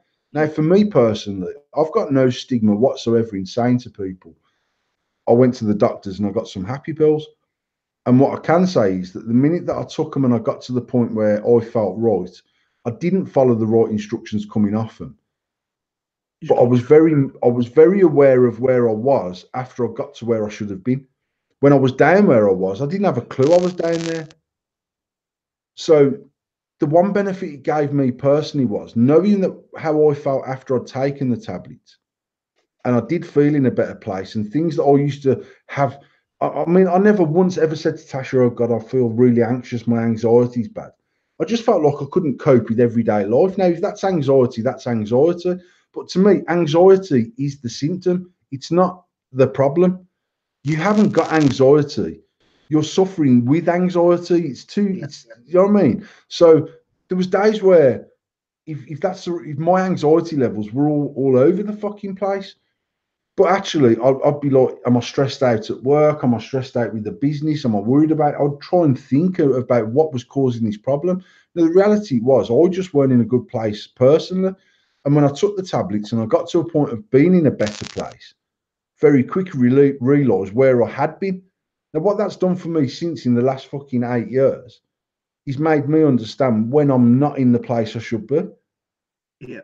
And actually, I've not been back to the doctors for that issue since, because I will look around things that I'm doing in my life, situations that happen in my life, and I try and manage and deal with them differently when I know that I'm not doing things I should, or I'm not. I went through stages where like the shop had messaged me for 4 weeks going, we need stock, and I'm like, yeah, I'll order that. And I'd be sat at my computer and I wouldn't order shit. It would take me 2 seconds to send an email. I'd be like, yeah, I'll do that in a bit. I'll do that in a bit. Oh, I'm going to go home early, go home. And I'd have the laptop out and I'd be on Facebook and I'd think, fuck, I never sent that fucking email. I'll send that tomorrow when I get to work. I could have sent it right there and then in a heartbeat. And it's like them things for me where I realised shit that I should have been doing just wasn't getting done. And actually, when I got right, I'd say, right, I'm going to go into work today. I'm going to do this. And then 10 o'clock to 11 o'clock, I'm going to make sure everything we need to order for the shop's done and dusted. And then I'd start doing it and I got myself back into that routine. But for me, anxiety is just, I'm not even saying it's made up, man. I'm just saying that it's like, it's too easy to bang this word around and then tar people with that brush, and all of a sudden they've got anxiety. And a lot of people that have got anxiety, to be honest, are making bad life choices every single day, and they're in a position where they're under stress and pressure, whether that be trying to keep up with the Joneses, whatever it is, and then blame anxiety for being a thing. And actually, it's just about 90% your life choices. 100%. So I don't know. It's I don't even know how we started off on this fucking conversation, mate. But there you go. It's nice to have real. So we've got one more over, and it's going to be your status of the week. Go for it, mate. Well, I have gone through them, and the one that made me giggle the most had to be the. Let me just read it. Let me just read it, because you've had a few pictures on people tagging you and stuff this week, which was pretty cool. I will mention one that I thought was actually really funny. I thought you'd posted, but someone tagged you in it, and it says it was posted by Russell Barrett. It says, and it's a kid holding up a sign, and it says, "I'm 15. Brexit stole my future." And it's then the caption is, "You are 15. Go smoke a joint and finger a bird. You absolute." So I thought that was mint. So shout out to Russell for that one. But yours, one that made me giggle this week, was definitely the. I'm not saying she's a scruff. I'm just saying her slice probably looks like a pulled apart cheese toast. And then in the fucking comments, somebody put up a picture of a fucking cheese toastie, and I nearly fucking threw up. And who was that who posted? Let's see who fucking put the fucking Sean Howell. Was it Sean? Even my gift on that post is like, ugh. It was, yeah, that was a good status this week. I did enjoy that. That was funny. Way Paul's quotes. Riyadh, yes, we've carried that on ever since you came on, mate. It is now a weekly thing. We do go over Paul's statuses every week, Paul's quotes. I accept royalties on that idea. We accept that you did come up with that idea, but yes, we've carried that on weekly. But this week, Paul's been quite serious. We do have a laugh every now and again, and we do majority have a giggle. But tonight's been quite serious, and it's been nice to sort of set some shit out and just go a bit deeper. And we've had viewers constantly, so thank everybody for watching us this week. If you want a job and you're not an asshole, fucking Paul's got one going, by the way. If you live in the Birmingham area, you can get to Dudley and to Yardley shop, and driving's probably a necessity just because sometimes you might have to cover a shift at short notice. We are looking for someone in the shop, so feel free to send a CV to wholesale@endlessmods.com. And yeah, we're looking for a member of staff. So without sounding like an asshole, we don't want an asshole. So there you go. Mate, the thing was, like, when we opened the shop, obviously, look, I don't know, there's people that know that I've done the 50 Shades of Birmingham thing and written the book, and obviously that page had a fucking ridiculous following of 250,000 people or something like that. So when we opened the shop and we started advertising for staff, like, at the time when I was doing 50 Shades of Birmingham, and it was some of the most crudest things I'd ever written in my life, physically down on a status. But then the next day I was going into work in a suit and my shoes and doing my job, and it was something quite separate. It's completely split my life down the middle, where I was 50 Shades of Birmingham when I was on the computer doing that. And then I'd be having meetings with the financial director and the operations director at the time and the managing director and all them things. And when we opened the shop and I put a post up saying we're looking for staff through the vaping page, but obviously we'd got a fairly big following initially from the 50 Shades of Birmingham page. The amount of people that come to the shop expecting me to be Shades and think it's funny that the swearing in the interview and going on about the slice in the interview and whatever. And I'd be like, You're at a fucking job interview, man. What the fucking is wrong with people? And like they come in going, oh, I've read your books. It's so fucking funny. You fucking, and it's all very well and good that they bought the book off me. But actually, you're having a job interview for a job where I'm going to pay you a wage to do a proper job. If you think that this shop is run like 50 Shades of Birmingham, you look very fucking much mistaken and you've got no life skills whatsoever. It was madness. Madness. Fucking hell. Right, well, everybody's clearing off, so we're going to clear off for this evening. I've enjoyed tonight's show. It's been good. I'm not sure for Gaikos because that's not me. And we'll see you all next week. Thank you ever so much, Mr. PH. You're always a gent, and we've had a good show. We'll see you next week, guys. Take it easy and make sure if you haven't liked, you haven't subscribed, make sure you do. And we'll probably do a live feed sometime this week or next week on Facebook or whatever, like we did the other night. So see you all soon. Take it easy. See you later.